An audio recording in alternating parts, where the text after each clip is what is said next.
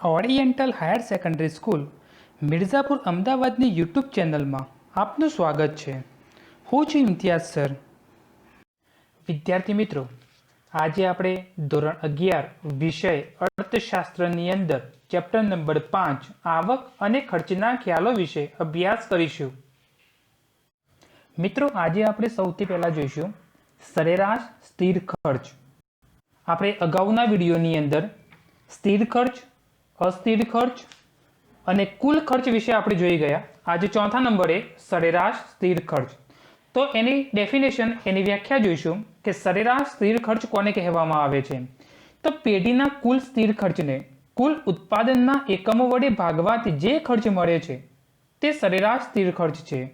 અહીંયા સમજવાનું છે કે સ્થિર ખર્ચ વિશે તો આપણે જોઈ ગયા છે। અહીંયા નવો શબ્દ આવ્યો છે સરેરાશ। સરેરાશ સ્થિર ખર્ચ અગાઉની ડેફિનેશનની અંદર આપણે સ્થિર ખર્ચમાં જોઈ ગયા કે ઉત્પાદન વધે, ઘટે કે શૂન્ય થાય, પરંતુ ખર્ચમાં કોઈ ફેરફાર થતો નથી। તો અહીંયા સરેરાશ શબ્દ આવ્યો છે। તો પેઢીના કુલ સ્થિર ખર્ચને કુલ ઉત્પાદનના એકમો વડે ભાગવાથી જે ખર્ચ મળે છે તે સરેરાશ સ્થિર ખર્ચ છે। સરેરાશ સ્થિર ખર્ચ એ એકમ દીઠ સ્થિર ખર્ચ છે। તો મિત્રો, આ વ્યાખ્યા ઉપરથી આપણે એને સૂત્રના આધારે પણ લખી શકીએ કે સરેરાશ સ્થિર ખર્ચ બરાબર કુલ સ્થિર ખર્ચ અપોન કુલ ઉત્પાદનના એકમો। તો તમને ખ્યાલ આવી ગયો હશે કે સરેરાશ સ્થિર ખર્ચ કોને કહેવામાં આવે છે। તો પેઢીના કુલ સ્થિર ખર્ચને જે ઉત્પાદનના એકમો વડે ભાગવાથી જે ખર્ચ પ્રાપ્ત થાય છે તે સરેરાશ સ્થિર ખર્ચ છે। ત્યાર પછી પાંચમા નંબરે છે સરેરાશ અસ્થિર ખર્ચ। તો સરેરાશ અસ્થિર ખર્ચ કોને કહેવામાં આવે છે? તો સૌથી પહેલા આપણે એનો અર્થ જોઈએ કે પેઢીના કુલ અસ્થિર ખર્ચને કુલ ઉત્પાદનના પ્રમાણ વડે ભાગતા સરેરાશ અસ્થિર ખર્ચ મળે છે। તો મિત્રો, અહીંયા સમજવાનું છે, ઉપર આપણે વ્યાખ્યા જોઈ ગયા સરેરાશ સ્થિર ખર્ચની, એ પ્રમાણે જ છે કે પેઢીના કુલ અસ્થિર ખર્ચને ઉત્પાદનના એકમો વડે ભાગવાથી જે ખર્ચ પ્રાપ્ત થાય છે તેને સરેરાશ અસ્થિર ખર્ચ કહેવામાં આવે છે। સરેરાશ અસ્થિર ખર્ચ એ એકમ દીઠ અસ્થિર ખર્ચ છે। ઉત્પાદન ચાલુ રાખવું, બંધ કરવું, વધારવું તે અંગે નિર્ણયો લેવામાં સરેરાશ અસ્થિર ખર્ચ ઉપયોગી બનતું હોય છે। તો મિત્રો, અહીંયા સમજવાનું છે કે સરેરાશ અસ્થિર ખર્ચ કોને કહેવામાં આવે છે? તો પેઢીના કુલ અસ્થિર ખર્ચને ઉત્પાદનના એકમો વડે ભાગવાથી જે ખર્ચ પ્રાપ્ત થાય છે તેને સરેરાશ અસ્થિર ખર્ચ કહેવામાં આવે છે। તો અહીંયા જે સરેરાશ અસ્થિર ખર્ચ છે એ કઈ બાબતથી ઉપયોગી બનતું હોય છે? તો એકમ ચાલુ રાખવું કે બંધ કરવું અથવા એકમને વધારવું, તો એ અંગેના નિર્ણયો આપણે લેવામાં સરેરાશ અસ્થિર ખર્ચ સૌથી મહત્વનું ઉપયોગી બનતું હોય છે।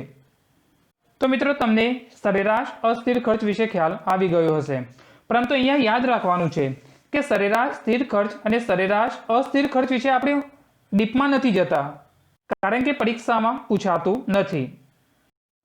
ત્યાર પછી છઠ્ઠા નંબરે જોઈશું સરેરાશ ખર્ચ। તો મિત્રો, સરેરાશ ખર્ચ કોને કહેવામાં આવે છે, એનો અર્થ શું છે, તો એના વિશે આપણે જોવાનું છે। તો સૌથી પહેલા આપણે જોઈશું સરેરાશ ખર્ચનો અર્થ। તો સરેરાશ ખર્ચને સરેરાશ કુલ ખર્ચ તરીકે પણ ઓળખવામાં આવે છે। પરીક્ષાની અંદર પૂછાતું હોય છે કે સરેરાશ ખર્ચને સરેરાશ કુલ ખર્ચ તરીકે પણ ઓળખવામાં આવે છે। સરેરાશ ખર્ચ એ એકમ દીઠ ખર્ચ છે। કુલ ખર્ચને ઉત્પાદનના એકમોથી ભાગીને સરેરાશ ખર્ચ મેળવવામાં આવે છે, પરંતુ કુલ ખર્ચ એ કુલ સ્થિર ખર્ચ અને કુલ અસ્થિર ખર્ચનો સરવાળો છે। તેથી કુલ સ્થિર ખર્ચ પ્લસ કુલ અસ્થિર ખર્ચને ઉત્પાદનના એકમો વડે ભાગવાથી સરેરાશ ખર્ચ પ્રાપ્ત થાય છે। તો મિત્રો, અહીંયા સરેરાશ ખર્ચની અંદર સમજવાનું છે કે સરેરાશ ખર્ચનો જે અર્થ છે એ બે રીતે આપણે જોઈ શકીએ છીએ। એક છે કુલ ખર્ચને ઉત્પાદનના એકમોથી ભાગીને સરેરાશ ખર્ચ મેળવી શકાય છે। તો અહીંયા સમજવાનું છે કે સરેરાશ ખર્ચ કેવી રીતે મેળવવામાં આવે છે?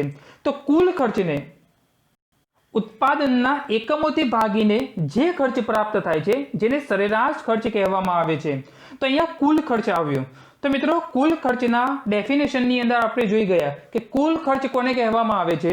તો કુલ ખર્ચ એને કહેવામાં આવે છે કે કુલ સ્થિર ખર્ચ એટલે કે સ્થિર ખર્ચ અને અસ્થિર ખર્ચના સરવાળાને કુલ ખર્ચ તરીકે ઓળખવામાં આવે છે। તો કુલ ખર્ચને ઉત્પાદનના એકમોથી ભાગીને જે ખર્ચ પ્રાપ્ત થાય છે તેને સરેરાશ ખર્ચ કહેવામાં આવે છે। આવી પણ વ્યાખ્યા આપણે કહી શકીએ, અથવા સ્થિર ખર્ચ અને અસ્થિર ખર્ચનો જે સરવાળો છે એને ઉત્પાદનના એકમોથી ભાગવાથી તો પણ સરેરાશ ખર્ચ પ્રાપ્ત થાય છે. એટલે કે સ્થિર ખર્ચ અને કુલ અસ્થિર ખર્ચના ઉત્પાદનના એકમો વડે ભાગવાથી સરેરાશ ખર્ચ પ્રાપ્ત થાય છે. તો તમને ખ્યાલ આવી ગયો હશે કે સરેરાશ ખર્ચ કોને કહેવામાં આવે છે. ત્યાર પછી આપણે જોઈશું સૂત્ર, એટલે કે સરેરાશ ખર્ચ શોધવા માટેનું સૂત્ર. તો મિત્રો સૂત્રની અંદર સૌથી પહેલા છે, તમે સ્ક્રીન ઉપર જોઈ શકો છો કે સરેરાશ ખર્ચ ઇઝ ઇક્વલ ટુ કુલ ખર્ચ અપોન કુલ ઉત્પાદનના એકમો. તો અહીંયા તમે સમજી શકો છો કે સરેરાશ ખર્ચ એટલે કુલ ખર્ચને કુલ ઉત્પાદનના એકમો વડે ભાગવાના છે. તો અહીંયા સરેરાશ ખર્ચ પ્રાપ્ત થાય છે. તો અહીંયા કુલ ખર્ચ અપોન કુલ ઉત્પાદનના એકમો. બીજું અહીંયા સૂત્ર છે કે સરેરાશ ખર્ચ ઇઝ ઇક્વલ ટુ સ્થિર ખર્ચ પ્લસ અસ્થિર ખર્ચ. અગાઉની તમે ડેફિનેશનને યાદ કરો, કુલ ખર્ચની સ્થિર ખર્ચ વત્તા અસ્થિર ખર્ચ એટલે કુલ ખર્ચ. ઉપરનું તમે સૂત્ર જુઓ અને નીચેનું સૂત્ર જુઓ, સરખું જ છે. તો સ્થિર ખર્ચ અને અસ્થિર ખર્ચનો જે સરવાળો છે એ કુલ ખર્ચ છે. એટલે કે સ્થિર ખર્ચ પ્લસ અસ્થિર ખર્ચ અપોન કુલ ઉત્પાદનના એકમો. તો આને પણ સરેરાશ ખર્ચ કહેવામાં આવે છે. તો મિત્રો બંને સૂત્રના આધારે સરેરાશ ખર્ચ પ્રાપ્ત કરી શકાય છે. ગાણિતિક સ્વરૂપની અંદર જોવું હોય તો AC average cost is equal to TC total cost upon TP એટલે કે ટોટલ પ્રોડક્શન.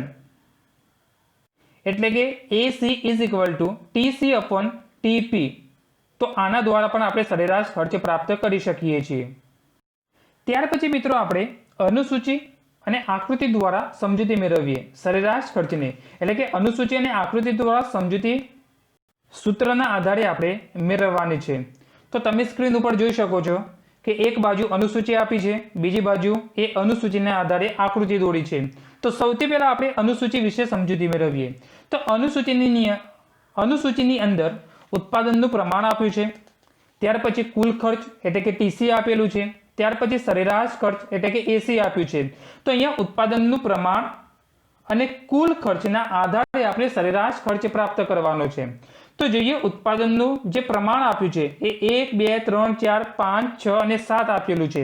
એવી જ રીતે કુલ ખર્ચ એ 9, 16, 21, 28, 40, 54 અને 70 આપેલું છે. તો આના આધારે આપણે સરેરાશ ખર્ચને શોધવાનું છે. તો સૌથી પહેલા આપણે જોઈએ, જ્યારે ઉત્પાદનનું પ્રમાણ 1 હોય છે ત્યારે કુલ ખર્ચ 9 હોય છે. એટલે કે 9 અપોન 1 બરાબર 9. તો અહીંયા કુલ ખર્ચ અપોન કુલ ઉત્પાદનના એકમો. તો કુલ ઉત્પાદનના એકમો 1 છે અને કુલ ખર્ચ એ 9 છે. એટલે કે 9 ભાગ્યા 1 બરાબર 9. તો જે 9 રૂપિયા છે એ સરેરાશ ખર્ચ આવશે. ત્યાર પછી બીજા નંબરે છે ઉત્પાદનનું પ્રમાણ 2. એટલે કે 2 ઉત્પાદનનું પ્રમાણ થાય છે અને કુલ ખર્ચ છે એ 16 આવે છે. તો આનો અર્થ એવો થશે કે 16 અપોન 2. તો સરેરાશ ખર્ચ 8 આવશે.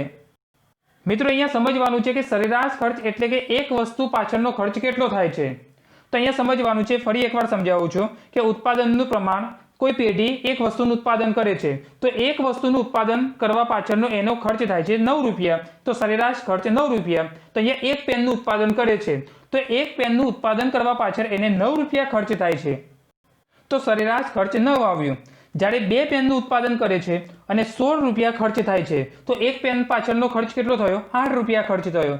એવી જ રીતે ત્રીજા નંબરે જોઈએ કે જ્યારે ઉત્પાદનનું પ્રમાણ 3 હોય છે, એટલે કે 3 પેનનું ઉત્પાદન કરે છે અને પેઢીને કુલ ખર્ચ 21 થાય છે તો એને એક પેન ઉત્પાદન કરવા પાછળનો ખર્ચ 7 રૂપિયા થયો. તો 7 રૂપિયા એ સરેરાશ ખર્ચ છે. એવી જ રીતે ઉત્પાદનનું પ્રમાણ 4 એકમોની અંદર છે, એટલે કે 4 પેનનું ઉત્પાદન કરે છે તો એને 28 રૂપિયા ખર્ચ થયો છે. મિત્રો સમજજો કે જ્યારે 4 પેનનું ઉત્પાદન કરે છે ત્યારે એને 28 રૂપિયા ખર્ચ થયો છે. તો એક પેન પાછળનો ખર્ચ કેટલો? તો 7 રૂપિયા. 5 પેનોનું ઉત્પાદન કરે છે, 40 રૂપિયા ખર્ચ થાય છે તો એક પેન પાછળનો ખર્ચ કેટલો? તો 8 રૂપિયા. 6 પેનોનું ઉત્પાદન કરે છે, એટલે કે ઉત્પાદનનું પ્રમાણ 6 એકમો છે. જ્યારે 6 એકમોનું ઉત્પાદન કરે છે ત્યારે એને 54 રૂપિયા ખર્ચ થાય છે. તો એક વસ્તુ પ્રાપ્ત કરવા માટેનો ખર્ચ કેટલો થયો? તો 9 રૂપિયા થયો. એવી જ રીતે 7 વસ્તુઓનું ઉત્પાદન કરે છે. જ્યારે તે 7 વસ્તુઓનું ઉત્પાદન કરે છે ત્યારે એને 70 રૂપિયા ખર્ચ થાય છે. તો જ્યારે 7 વસ્તુઓનું ઉત્પાદન કરે છે અને 70 રૂપિયા ખર્ચ થાય છે તો એક વસ્તુ ઉત્પાદન કરવા પાછળનો ખર્ચ કેટલો થયો? તો 10 રૂપિયા. તો મિત્રો અહીંયા તમને અનુસૂચિના આધારે ખ્યાલ આવી ગયો હશે કે સરેરાશ ખર્ચ કેવી રીતે પ્રાપ્ત કરવામાં આવે છે। ત્યાર પછી આ અનુસૂચિના આધારે આપણે આકૃતિ વિશે સમજૂતી મેળવીએ। મિત્રો તમે જાણો છો કે જ્યારે આકૃતિ દોરીએ છીએ ત્યારે બે ધરી દોરવાની હોય છે, એક છે વાય ધરી અને બીજું છે એક્સ ધરી। હવે વાય ધરી ઉપર હંમેશા સરેરાશ ખર્ચ રૂપિયામાં આવશે અને એક્સ ધરી ઉપર હંમેશા ઉત્પાદનનું પ્રમાણ આવશે। આ વસ્તુને મિત્રો તમે યાદ રાખજો કે હંમેશા એક્સ ધરી ઉપર ઉત્પાદનનું પ્રમાણ જ આવે અને જ્યારે વાય ધરી ઉપર સરેરાશ ખર્ચ આવે, એટલે કે કોઈ પણ ખર્ચ આવે, અહીંયા સરેરાશ ખર્ચ વિશે અભ્યાસ કરવાનો છે એટલે સરેરાશ ખર્ચ આવશે, તો અહીંયા વાય ધરી ઉપર હંમેશા કોઈ પણ પ્રકારનો ખર્ચ જ આવે। સૌથી પહેલા આપણે એક્સ ધરી વિશે સમજૂતી મેળવીએ। તો એક્સ ધરી ઉપર જે ઉત્પાદનનું પ્રમાણ છે, તો ઉત્પાદનનું જે પ્રમાણ અનુસૂચિની અંદર આપ્યું છે, તો અનુસૂચિની અંદર જુઓ કે ઓછામાં ઓછું 1 અને વધુમાં વધુ 7, એટલે કે અહીંયા કોઈ મુશ્કેલી અનુભવાતી નથી। તો જ્યાં બંને ધરી છેદે છે ત્યાં 0, તો 0 થી 1, 1 થી 2, 3, 4, 5, 6, 7, 8, 9 આ રીતે તમે આપી શકો છો, કારણ કે સરંગત છે। જ્યારે વાય ધરી ઉપર સરેરાશ ખર્ચ આપ્યું છે, તમે અનુસૂચિની અંદર સરેરાશ ખર્ચ જોઈ શકો છો। તો સરેરાશ ખર્ચ ઓછામાં ઓછો 7 રૂપિયા થાય છે અને વધુમાં વધુ 10 રૂપિયા થાય છે। મિત્રો અહીંયા સમજજો, ઓછામાં ઓછો 7 રૂપિયા થાય છે અને વધુમાં વધુ 10 રૂપિયા થાય છે। હવે અહીંયા તમારે સમજવાનું છે કે વધુમાં વધુ 10 છે, એટલે કે વધારે ખર્ચ નથી। તો અહીંયા જ્યાં બંને ધરી છેદે છે વાય ધરી ઉપર ત્યાં 0, તો મિત્રો અહીંયા 0 થી 2, 2 થી 4, 4 થી 6, 6 થી 8, 8 થી 10 અને 12 આ રીતે પણ તમે આપી શકો છો। અને જો તમારે આકૃતિને વધુ સહેલી બનાવવી છે તો તમે 0 થી 1, 2, 3, 4, 5, 6, 7, 8, 9, 10 પણ આપી શકો છો।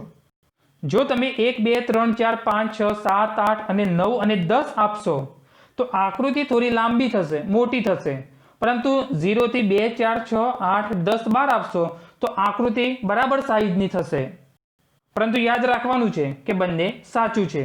હવે આપણે આકૃતિ વિશે સમજૂતી મેળવીએ કે જ્યારે ઉત્પાદનનું પ્રમાણ એકમોની અંદર 1 એકમનું ઉત્પાદન થાય છે ત્યારે સરેરાશ ખર્ચ 9 આવે છે। તો ઉત્પાદનનું પ્રમાણ તમે એક્સ ધરી ઉપર જોઈ શકો છો। તો જ્યારે વાય ધરી ઉપર જે સરેરાશ ખર્ચ આપ્યું છે 9 રૂપિયા, તો એક બિંદુ બનશે, 1 અને 9 એક બિંદુ બનશે। ત્યાર પછી ઉત્પાદનનું પ્રમાણ 2, જ્યારે સરેરાશ ખર્ચ 8, તો ઉત્પાદનનું જે પ્રમાણ છે એક્સ ધરી ઉપર એ 2, સરેરાશ ખર્ચ 8, તો અહીંયા પણ એક બિંદુ બનશે, એ બિંદુને બી નામથી ઓળખવામાં આવે છે। એવી જ રીતે ઉત્પાદનનું પ્રમાણ 3, સરેરાશ ખર્ચ 7, તો સી બિંદુ બનશે। ઉત્પાદનનું પ્રમાણ 4, સરેરાશ ખર્ચ 7, તો ડી બિંદુ બનશે। ઉત્પાદનનું પ્રમાણ 5, સરેરાશ ખર્ચ 8, તો ઈ બિંદુ બનશે। ઉત્પાદનનું પ્રમાણ 6, સરેરાશ ખર્ચ 9, તો એફ બિંદુ બનશે। ઉત્પાદનનું પ્રમાણ 7, સરેરાશ ખર્ચ 10, તો જી બિંદુ બનશે। તો અહીંયા જ્યાં જ્યાં બિંદુ બને છે એ બિંદુઓના આપણે નામ આપવાના છે। તો અહીંયા A, B, C, D, E, F અને G બિંદુઓના નામ આપ્યા અને અહીંયા જે રેખા બને છે તો આ રેખાને સરેરાશ ખર્ચની રેખા તરીકે ઓળખવામાં આવે છે, જેને AC એવરેજ કોસ્ટ તરીકે ઓળખવામાં આવે છે। તો મિત્રો તમને અનુસૂચિ વિશે પણ ખ્યાલ આવી ગયો હશે અને અનુસૂચિના આધારે આકૃતિ દોરવા વિશેનો પણ ખ્યાલ આવી ગયો હશે। પરંતુ યાદ રાખવાનું છે કે જ્યારે પણ તમે અનુસૂચિના આધારે આકૃતિ દોરો છો તો ત્યાર પછી તમારે શું કરવાનું હોય છે, વિશ્લેષણ કરવું જ પડતું હોય છે। તો તમારે એક નવો ટોપિક આપીને વિશ્લેષણ, આ રીતે ટોપિક આપીને તમારે વિશ્લેષણ વિશે સમજાવવાનું રહેતું હોય છે। ત્યાર પછી 7મા નંબરે છે સીમાંત ખર્ચ। તો મિત્રો અહીંયા સમજવાનું છે કે સીમાંત ખર્ચ કોને કહેવામાં આવે છે। તો સીમાંત ખર્ચનો આપણે અર્થ જોઈએ। ઉત્પાદન વધારવામાં આવતા ખર્ચમાં પણ વધારો થાય છે। સ્વાભાવિક છે કે ઉત્પાદન વધારવામાં આવે તો ખર્ચમાં વધારો થાય, સ્વાભાવિક છે। કુલ ઉત્પાદનમાં એક એકમનો વધારો અથવા ઘટાડો થવાથી કુલ ઉત્પાદન ખર્ચમાં જે ફેરફાર થાય તેને સીમાંત ખર્ચ કહેવામાં આવે છે। મિત્રો અહીંયા સ્પષ્ટ ડેફિનેશન આપી છે કે ઉત્પાદનના એકમોમાં વધારો કરવામાં આવે કે ઘટાડો કરવામાં આવે, પરંતુ એના આધારે કુલ ખર્ચમાં ફેરફાર થતો હોય છે। તો કુલ ખર્ચમાં જે ફેરફાર થાય છે જેને સીમાંત ખર્ચ તરીકે ઓળખવામાં આવે છે। ફરી એકવાર સમજાવું છું કે કુલ ઉત્પાદનના એકમોમાં વધારો અથવા ઘટાડો થવાથી કુલ ઉત્પાદન ખર્ચમાં જે ફેરફાર થાય છે જેને સીમાંત ખર્ચ તરીકે ઓળખવામાં આવે છે. ટૂંકમાં તમારે સમજવાનું છે કે વધારાનું એક એકમ ઉત્પન્ન કરવાથી કુલ ખર્ચમાં થતો ફેરફાર એ સીમાંત ખર્ચ છે. એક ઉદાહરણ તરીકે તમારે સમજવું હોય તો તમે સમજી શકો છો કે જ્યારે કોઈ પેઢી 10 પેનોનું ઉત્પાદન કરે છે અને 100 રૂપિયા ખર્ચ થાય છે. મિત્રો સમજજો, કોઈ પેઢી 10 પેનોનું ઉત્પાદન કરે છે અને 100 રૂપિયા ખર્ચ થાય છે. હવે એ જ પેઢી 10 પેનોનું ઉત્પાદન નથી કરતું પણ 11 પેનોનું ઉત્પાદન કરે છે તો એને 100 રૂપિયા ખર્ચ નહીં થાય પરંતુ 110 રૂપિયા ખર્ચ થશે. પહેલા 100 રૂપિયા ખર્ચ થતો હતો, હવે 110 રૂપિયા ખર્ચ થયો છે. પહેલા 10 પેનોનું ઉત્પાદન કરતી હતી, અત્યારે 11 પેનોનું ઉત્પાદન કરે છે. તો અહીંયા વધારાનો કેટલો ખર્ચ થયો? તો 10 રૂપિયા. પહેલા 100 રૂપિયા ખર્ચ થયો, હવે 110 રૂપિયા ખર્ચ થયો. તો વધારાનો જે 10 રૂપિયા ખર્ચ થયો એને સીમાંત ખર્ચ તરીકે ઓળખવામાં આવે છે. મિત્રો અહીંયા ટૂંકમાં તમારે આ રીતે તમે સમજી શકો છો. ત્યાર પછી સૂત્ર અને ઉદાહરણ દ્વારા સમજૂતી, એટલે કે સીમાંત ખર્ચનું સૂત્ર અને ઉદાહરણ દ્વારા આપણે સમજૂતી મેળવીએ.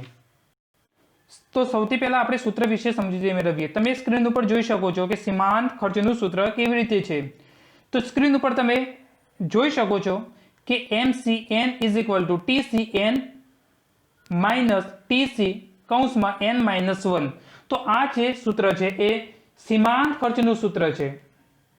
આ સૂત્રની અંદર n બરાબર એકમોની સંખ્યા, જે n આપેલું છે એ છે એકમોની સંખ્યા.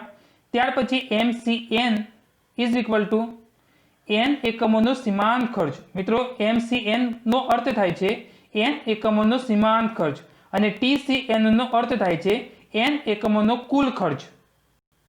TCN-1 નો અર્થ થાય છે n-1 એકમોનો કુલ ખર્ચ. તો તમારે સૂત્રને યાદ રાખવાનું છે. ફરી એકવાર, MCN = TCN - TCN-1 કૌંસમાં આપેલું છે. તો અહીંયા હવે આપણે સૂત્રના આધારે આ ઉદાહરણ સમજૂતી મેળવીએ. તો સૂત્રમાં n બરાબર 3 મૂકતા, જ્યાં n છે ત્યાં 3 મૂકતા, એટલે કે MC3 = TC3 - TC કૌંસમાં 3-1. તમે સ્ક્રીન ઉપર જોઈ શકો છો. ત્યાર પછી MC3 = TC3 - TC2, જે કૌંસમાં ઉપર આપેલું હતું 3-1, તો 3 માંથી 1 માઇનસ કર્યો છે એટલે 2, એટલે કે TC3 - TC2. ત્યાર પછી અનુસૂચિના આધારે TC3 = 21, અનુસૂચિ આપણે પાછળ જોવાની જ છે તો એ અનુસૂચિની અંદર 21 આપેલા છે. ત્યાર પછી TC2 = 16, અનુસૂચિની અંદર જે ઉત્પાદનના પ્રમાણોના એકમો છે એ 2, એટલે કે TC2 = 16 પાછળ અનુસૂચિમાં આપેલું જ છે. તો અહીંયા તમારે સમજવાનું છે. તો TC3 બરાબર 21 થાય છે અને TC2 બરાબર 16 થાય છે. તો આનો અર્થ એમ થયો કે MC3 બરાબર 21 - 16. જ્યારે 21 માંથી 16 બાદ કરવામાં આવે ત્યારે 5 બચે છે. તો આ જે 5 છે એ સીમાંત ખર્ચ છે. મિત્રો અહીંયા તમને ખ્યાલ નહીં આવ્યો હોય કે આ કેવી રીતે ગણતરી કરી, પરંતુ જ્યારે તમે અનુસૂચિને જોશો તો તમને ખ્યાલ આવી જશે. તો મિત્રો સૂત્રના આધારે તમે સમજી શકો છો કે પહેલા ઉત્પાદનનું પ્રમાણ 2 એકમો હતું ત્યારે કુલ ખર્ચ 100 રૂપિયા થયો હતો, એટલે કે 2 પેનોનું ઉત્પાદન કરવા પાછળ એકમને 100 રૂપિયા ખર્ચ થયો હતો. હવે 3 પેનોનું ઉત્પાદન કરે છે તો 21 રૂપિયા ખર્ચ થયો. પહેલા 2 પેનોનું ઉત્પાદન કર્યું તો 100 રૂપિયા ખર્ચ થયો. હવે 3 પેનોનું ઉત્પાદન કર્યું તો 21 રૂપિયા ખર્ચ થયો. તો સ્વાભાવિક છે કે એને વધારાનો કેટલો ખર્ચ થયો? તો 16 માંથી 21 ખર્ચ થયો, એટલે કે 5 રૂપિયા એને વધારાનો ખર્ચ થયો. તો આ 5 રૂપિયા છે એ સીમાંત ખર્ચ કહેવામાં આવે છે. ત્યાર પછી અનુસૂચિ અને આકૃતિ દ્વારા સમજૂતી મેળવીએ. તો મિત્રો સૌથી પહેલા અનુસૂચિ વિશે સમજૂતી મેળવીએ. તમે સ્ક્રીન ઉપર જોઈ શકો છો કે અનુસૂચિ આપેલી છે અને બાજુમાં અનુસૂચિના આધારે આકૃતિ દોરવામાં આવી છે. તો અનુસૂચિ આપણે જોઈએ કે ઉત્પાદનનું પ્રમાણ એકમોમાં આપેલું છે, ત્યાર પછી કુલ ખર્ચ આપેલું છે અને કુલ ખર્ચના આધારે આપણે સીમાંત ખર્ચ શોધવાનો છે. તો જ્યારે ઉત્પાદનનું પ્રમાણ એકમોની અંદર 1 એકમનું ઉત્પાદન કરે છે ત્યારે એને કુલ ખર્ચ 9 રૂપિયા થયો હતો, આપણે અગાઉ જોઈ ગયા છીએ. તો જ્યારે 1 પેનનું ઉત્પાદન કરે છે અને કુલ ખર્ચ 9 રૂપિયા થયો છે તો સીમાંત ખર્ચ પણ 9 રૂપિયા થયો.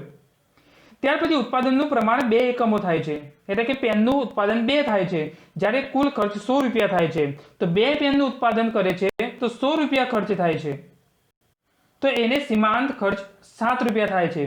તો અહીંયા તમને પ્રશ્ન થશે કે 7 રૂપિયા સીમાંત ખર્ચ કેવી રીતે આવ્યો? તો અહીંયા સમજવાનું છે કે પહેલા એક પેનનું ઉત્પાદન કરતું હતું ત્યારે 9 રૂપિયા ખર્ચ થયો, તો અહીંયા હવે બે પેનનું ઉત્પાદન કરે છે તો 100 રૂપિયા ખર્ચ થયો। તો પહેલા 9 રૂપિયા ખર્ચ થતો હતો, હવે 100 રૂપિયા ખર્ચ થાય છે, તો વધારાનું એક એકમનું ઉત્પાદન કરવા પાછળ એને 7 રૂપિયા વધારાનો ખર્ચ થયો। ત્યાર પછી હવે 2 ના સ્થાને 3 એકમોનું ઉત્પાદન કરે છે, તો જ્યારે 3 એકમોનું ઉત્પાદન કરે છે ત્યારે 21 રૂપિયા ખર્ચ થાય છે। તો મિત્રો પહેલા 100 રૂપિયા ખર્ચ થયો હતો, હવે આને 21 રૂપિયા ખર્ચ થાય છે, તો 21 માંથી 16 બાદ કરતા એને 5 રૂપિયા સીમાંત ખર્ચ થયો। ત્યાર પછી હવે 4 એકમોનું ઉત્પાદન કરે છે, તો જ્યારે પેઢી 4 પેનોનું ઉત્પાદન કરે છે ત્યારે એને હવે 21 ના સ્થાને 28 રૂપિયા ખર્ચ થાય છે। પહેલા 21 રૂપિયા ખર્ચ થતો હતો, હવે 28 રૂપિયા ખર્ચ થયો છે, તો એને વધારાનો ખર્ચ કેટલો થયો? 7 રૂપિયા। તો આ 7 રૂપિયા છે એ સીમાંત ખર્ચ છે। ત્યાર પછી હવે 4 ના સ્થાને 5 એકમોનું ઉત્પાદન કરે છે, જ્યારે પેઢી 5 એકમોનું ઉત્પાદન કરે છે તો એને 28 ના બદલે 40 રૂપિયા ખર્ચ થાય છે। મિત્રો સમજજો કે પહેલા 4 એકમનું ઉત્પાદન કરતી હતી ત્યારે 28 રૂપિયા ખર્ચ થતો હતો, હવે 5 પેનોનું ઉત્પાદન કરે છે તો એને 40 રૂપિયા ખર્ચ થાય છે। તો અહીંયા પહેલા 28 રૂપિયા ખર્ચ, અત્યારે 40 રૂપિયા ખર્ચ, તો એને વધારાનો કેટલો ખર્ચ થયો? તો 12 રૂપિયા એને વધારાનો ખર્ચ થયો, તો આ 12 રૂપિયા છે એ સીમાંત ખર્ચ થયો તેમ કહેવાય। ત્યાર પછી હવે 5 પેનોનું ઉત્પાદન નહીં પણ 6 પેનોનું ઉત્પાદન કરે છે, 6 એકમનું ઉત્પાદન કરે છે, તો એને 54 રૂપિયા ખર્ચ થાય છે। પહેલા 40 રૂપિયા ખર્ચ થતો હતો, હવે 54 રૂપિયા ખર્ચ થાય છે। તો મિત્રો જ્યારે એને પહેલા 40 રૂપિયા ખર્ચ થતો, અત્યારે 54 રૂપિયા ખર્ચ થતો, તો વધારાનો કેટલો ખર્ચ થયો? 14 રૂપિયા એ વધારાનો ખર્ચ થયો, તો એને સીમાંત ખર્ચ તરીકે ઓળખવામાં આવે છે। એવી જ રીતે 6 પેનોનું ઉત્પાદન નહીં પણ 7 પેનોનું ઉત્પાદન કરે છે, તો જ્યારે એ 7 પેનોનું એટલે કે 7 એકમોનું ઉત્પાદન કરે છે ત્યારે એને 70 રૂપિયા ખર્ચ થાય છે। પહેલા 54 રૂપિયા ખર્ચ થતો હતો, હવે 70 રૂપિયા ખર્ચ થાય છે, તો જ્યારે એને 70 રૂપિયા ખર્ચ થાય છે ત્યારે એને 100 રૂપિયા વધારાનો ખર્ચ થાય છે, તો આ જે 100 રૂપિયા છે એ સીમાંત ખર્ચ છે। તો મિત્રો અહીંયા અનુસૂચિના આધારે તમે સમજી ગયા હશો કે સીમાંત ખર્ચની અંદર જે એક એકમોનો વધારો કરવામાં આવે છે એ ઉત્પાદનના એકમોની અંદર વધારે કરે છે તો ખર્ચમાં પણ વધારો થતો હોય છે, પણ કેટલો ખર્ચમાં વધારો થયો? તો જે વધારો થયો હોય એ સીમાંત ખર્ચ તરીકે ઓળખવામાં આવે છે। હવે આપણે અનુસૂચિના આધારે આકૃતિ વિશે સમજૂતી મેળવીશું। તો આકૃતિની અંદર બે ધરી હોય છે, એક ધરી y, બીજી x ધરી। તો એ તો તમે જાણો જ છો, x ધરી ઉપર હંમેશા ઉત્પાદનનું પ્રમાણ આવે, y ધરી ઉપર સીમાંત ખર્ચ રૂપિયામાં આવે। જ્યાં બંને ધરી છેદે છે ત્યાં 0। તો સૌથી પહેલા આપણે x ધરી વિશે જોઈએ। તો x ધરી ઉપર ઉત્પાદનનું પ્રમાણ છે, તો ઉત્પાદનનું પ્રમાણ અહીંયા 1 થી 7 આપેલું છે, તો અહીંયા બંને ધરી જ્યાં છેદે છે ત્યાં 0। તો 0 થી 1 2 3 4 5 6 7 અને 8 સુધી આપેલું છે, જે તમે સ્ક્રીન ઉપર જોઈ શકો છો। ત્યાર પછી y ધરી વિશે વાત કરીએ તો y ધરી ઉપર સીમાંત ખર્ચ રૂપિયામાં આપેલું છે। અનુસૂચિની અંદર જુઓ તમે કે સીમાંત ખર્ચ, તો સીમાંત ખર્ચ ઓછામાં ઓછો 5 રૂપિયા છે અને વધુમાં વધુ 16 રૂપિયા સીમાંત ખર્ચ છે। હવે સમજવાનું છે કે ઓછામાં ઓછો 5 રૂપિયા છે અને વધુમાં વધુ 16 છે, તો અહીંયા બંને ધરી જ્યાં છેદે છે ત્યાં 0। તો અહીંયા 2 ની ગેપ રાખી અહીંયા આપણે y ધરી ઉપર આંકડાઓ મૂકીશું। તો બંને ધરી જ્યાં છેદે છે ત્યાં 0, 0 થી 2, 2 થી 4, 6, 8, 10, 12, 14, 16 અને 18। હવે તમને પ્રશ્ન થશે કે મારે 2 4 6 8 નથી મૂકવું, પરંતુ 0 1 2 3 4 5 મૂકવું છે। તો મિત્રો તમે મૂકી શકો છો, પરંતુ આકૃતિ છે એ બહુ લાંબી થઈ જશે, કારણ કે વધુમાં વધુ 16 છે તો તમારે 16 સુધી મૂકવું પડશે, તો આકૃતિ બહુ લાંબી થઈ જશે। એટલા માટે તમારે અહીંયા 2 ની ગેપ આપવાની રહેશે। 0 થી 2, 2 થી 4, 4 થી 6, 8, 10, 12।